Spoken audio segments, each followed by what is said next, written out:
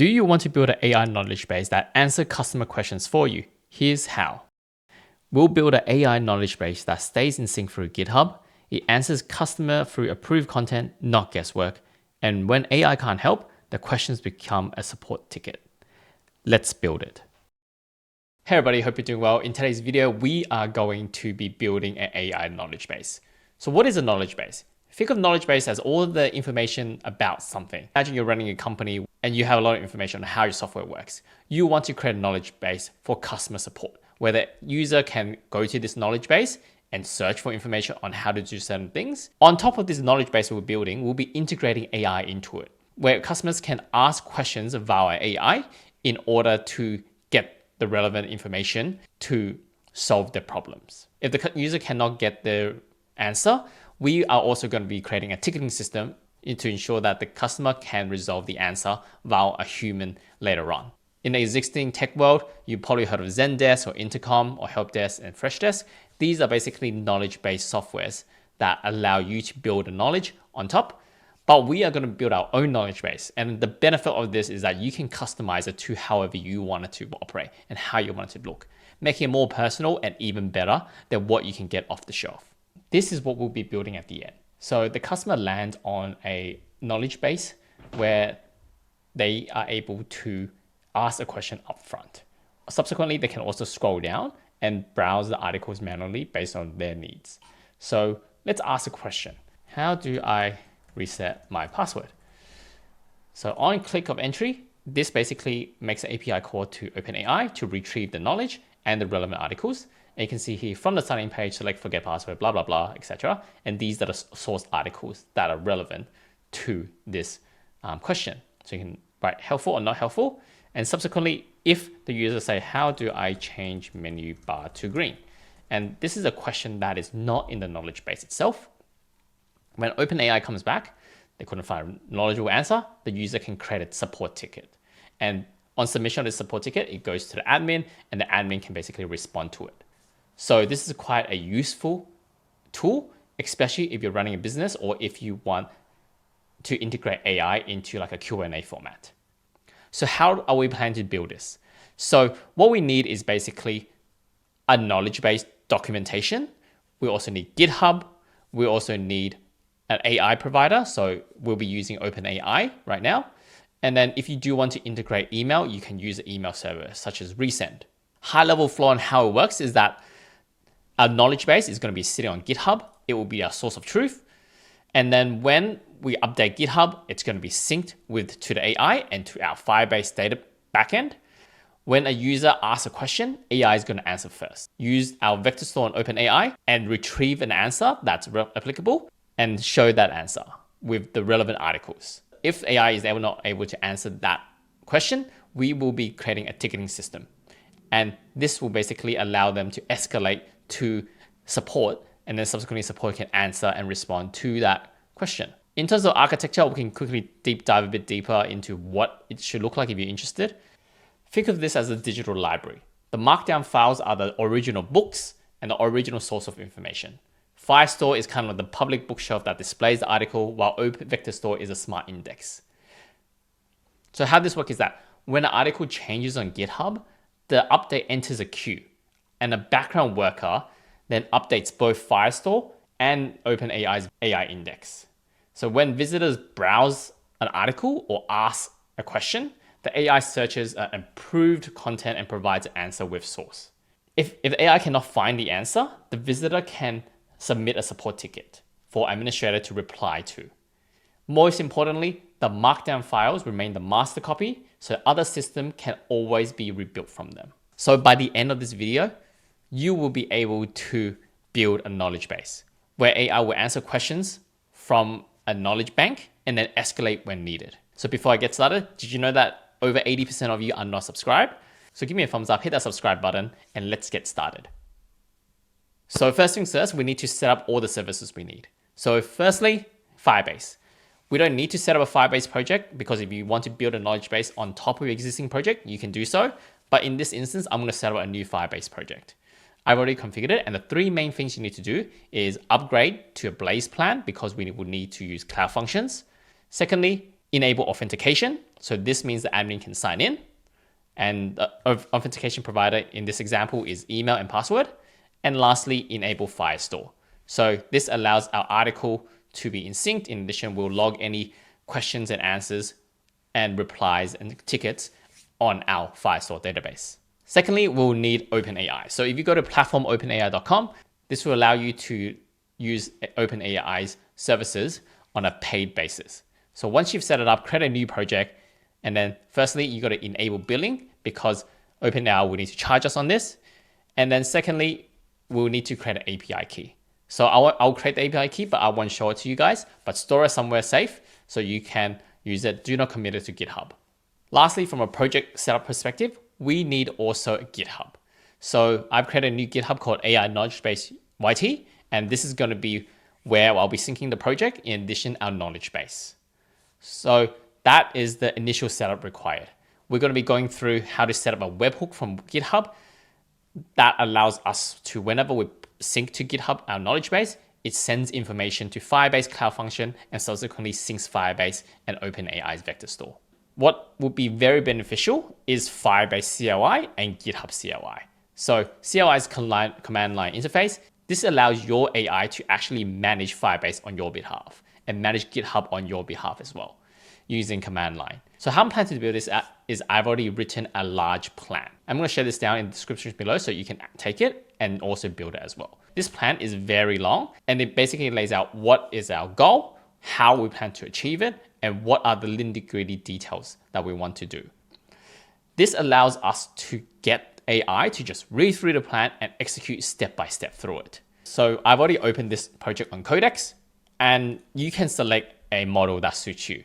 In this example, I'm just going to select Luna and High. You might want to select a high model in order to be more intelligent, and ultimately that's up to you. I'm just going to select Luna High and see how well it performs. What happens when you run the plan is that AI will ask you a series of questions. It won't ask you for the API key or GitHub webhook secret or GitHub token, but it will tell you you need to use command line to set them in order for the cloud functions to work. Let's get AI to run this plan. So I'm going to add it and then I'll say, hey, let's run this plan. Let me know if you have any questions. I already have an existing Firebase project, GitHub repo, and OpenAI platform project. I'm going to say the project Firebase project ID is this, and then the GitHub repo is, and then I'm going to tell it the vector store ID is, and you need to create a vector store ID. So if you go to storage and you just create a vector store, you select the vector store tab and just create a new one. You can call it whatever you want. This is the vector store ID. I'm going to paste it to it. So my OpenAI vector store ID is this. So I'm going to let it run. I've given it information about an existing project I've set up. I've given it an existing GitHub repo and then vector store ID. So while that's working, I'm going to start setting up other elements of it. So the first things first, we need a webhook from GitHub. So this allows us, whenever we sync information to GitHub, especially in the knowledge base folder, it sends the information to Firebase, therefore triggering the cloud function. So if you go to your GitHub repo, go to settings and add webhook, this will basically ask for a payload URL. We can put a temporary payload URL for now. So if I go to webhook.site, I'm able to copy and paste a temporary URL that's provided. And then the secrets, here you can generate your own secret, or you can type your own, anything you want. And then what you want to enable here is SSL, and then just push event, and then add webhook. So now that we have got our webhook configured to a temporary site, it tried to send a temporary one, and you can see there is a webhook being sent. So this webhook allows GitHub to communicate and tell Firebase that, hey, there has been a change in the repository and what the change is. And our cloud function will basically look at the change and see, hey, has any of the knowledge base documents changed? If it has, let's retrieve the actual content of the information on GitHub. So how does the actual retrieval work? In order to authorize actual retrieval from Firebase to GitHub, we need to create a personal access token, a PAT. So how do you create a personal access token? So if you go to your profile and go to settings, and then go down to developer settings, and then personal access token, we're going to create a fine-grained token. So just click here and then create new token. So you can call this whatever you want. I'm just going to AI knowledge base YT. And then expiration, I will just set no expiration. Ultimately, it's up to you. And I'm going to only select a repository. And I'm going to select the knowledge base repository we're working on right now. Permission, it needs to have content and it needs to have read-only content. Next, we're going to save this token on a notepad somewhere because we'll need it later on. Finally, we need to generate an OpenAI API key. This allows us to use OpenAI services. So all you got to do is go to your project, click create new secret. You can call it whatever you want as well. I'm just going to call it this, and then create secret key. You can have it restricted or not, whatnot. I just leave it as blank right now. And I'm going to copy and paste this and save on Notepad. So to quickly recap what we've done, we have set up Firebase and enabled the Blaze plan and enabled authentication and Firestore. On OpenAI, we have enabled storage and API key. On GitHub, we have created a new project and configured webhook to a temporary domain and created a personal access token, allowing Firebase to read information from our GitHub repository. A few moments later. So Codex has finished executing the plan. It gave you a summary of what happened. So what's been blocked is that it asks whether you want to deploy a Firebase web app and configure the backend resources. And secondly, it asks whether can you enter the API key locally when prompted. Don't send them in chat.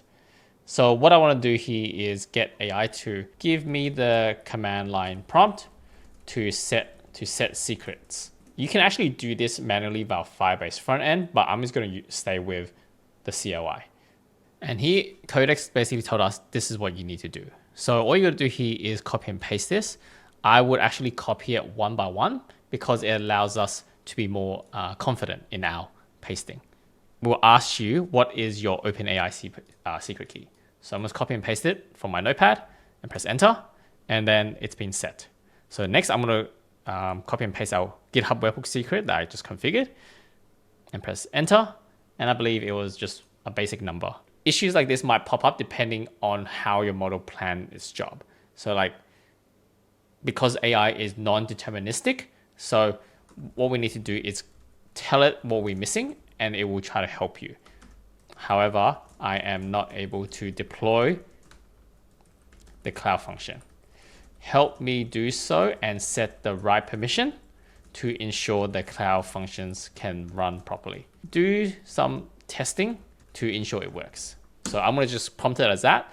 So I'm going to tell AI now, hey, help me deploy the cloud function, make sure it works, and do some testing to make sure everything works fine. A few moments later. So Codex has finally finished running, and it didn't work originally because it failed to interpret my original prompt where I have an existing Firebase project. So it only created the files locally, but never actually deployed it to our Firebase project. So it did everything, it tested everything, it seems to be working, or it says it's working. And then finally it gave us instruction to configure the webhook to this URL. So I'm just gonna go back to GitHub, and then I'm gonna go to our AI knowledge base here, and then go to settings, and then webhook, and the URL we wanna configure is this. And now we update the webhook. Currently, the project is actually not synced to GitHub. So that means we haven't really triggered a sync of our knowledge base. In the plan, there's actually a sample corpus where I've got AI to build me a sample knowledge base so we can test the sync. So let's get AI let's do a sync to GitHub project and test to see the sync in working condition. So what's going to do here is take the information that I provided about our current GitHub project and then do a push to the main branch and then see if it's working, triggering the GitHub webhook and then subsequently syncing both our Firebase and OpenAI vector correctly. So Codex was able to test a sync of one article, and that was successful on OpenAI, that the reset MD is now there as a files in our storage, and our vector store is also attached with the reset password MD. If we go to our Firebase, if we refresh our Firebase Firestore, we'll be able to also see the data of the KB articles of reset password. And this is basically the Markdown and then all the other metadata to it. And you can see the OpenAI file ID is this, ending in GP, which should reconcile with this file ID ending in GP. So you can see now it's there. So let's see what it looks like when we run the app. So if I just go npm run dev in terminal and we'll refresh this, this is what it looks like right now. It doesn't look great. And there seems to be some kind of issue about connecting to our Firebase web app to see the published article. So let's improve this further. So I'm just going to copy and paste this issue first. So the articles doesn't seem to be pulling. And then let's run this. Okay, now that the app has reloaded, we can see the Firebase query for the articles are working. So when the user clicks in to change your email, it will actually load the article on how you can change the email. And if there are more articles, they can expand it and have a look as well. So that's pretty good. So in terms of the user manually searching for a topic and reading it, it seems to be working perfectly fine. What we need to do maybe is work on this UI component. Firstly, the Ask AI thing is not working. So that's definitely a bug there. And creating a support ticket looks to be working, but I don't want to create a support ticket immediately because the user might want to create a support ticket straight away and then will be inundated with all the support tickets. Support tickets should only be allowed when the AI is not able to resolve the answer itself. So I am going to redo this UI where it's more like a knowledge base inspiration. So where the kind of search is up top here. So like how Canva has done it here, where this is more like it. So let's copy this UI and get AI to replicate it. So I prompted Codex to say, hey, I don't like the UI of the AI search. We should not show the create support ticket from the very beginning, this one. Only allow create support ticket to occur if AI cannot resolve the question. So replicate this UI per the image, where the user can type a question up front. On enter, open a chat model between the user and AI, and the user can submit more questions if they want, and AI should respond accordingly. So let's see what it comes back with. You can probably increase the model to a higher model if you really want it to be better performance, better, more intelligent, better UI. So I've just kept it at Luna High just to see what it is like in terms of the output of a lower end model. And little things such as like admin, being able to click admin here, looks a bit too obvious to a customer. So I'd love to remove this admin kind of icon, and only basically the admin can only log in through a hidden URL that they would know. So that's how I want it. So let's queue up that change as well. So in the customer view, do not show the admin access on the top right corner. Admin will access it directly via the URL. So AI has finished working. We can click popular questions here to see how AI respond as well. So it's basically asking the question, how do I reset my password? And AI will respond from select this, do that, right? And the sources are this. We can also ask AI, how do I invite a team member? And then press enter. And then basically now AI is working and doing its job. And this is the question, and this is the answer only, blah, blah, blah. Okay, you can click helpful or unhelpful. That just marks it in the database. Let's say I asked a very complex question. How do I change the menu bar to green? Maybe this is not even in the knowledge bank at all. So, but let's say it says, hey, I can't find a reliable answer in a knowledge base. Let's create a ticket. And this allows the user to enter the email and name and what the subject is and the detail. And that automatically creates a support ticket in a database where the admin can respond. So that's how the AI component works. So this is pretty cool. And you can actually improve this template to what you want to do. For example, you want to change the UI component of it. You want certain text to buy an off-the-shelf knowledge-based platform. So I hope you enjoyed this tutorial, and let me know what you think in the comments below. And remember to comment, like, and subscribe, and see you next time.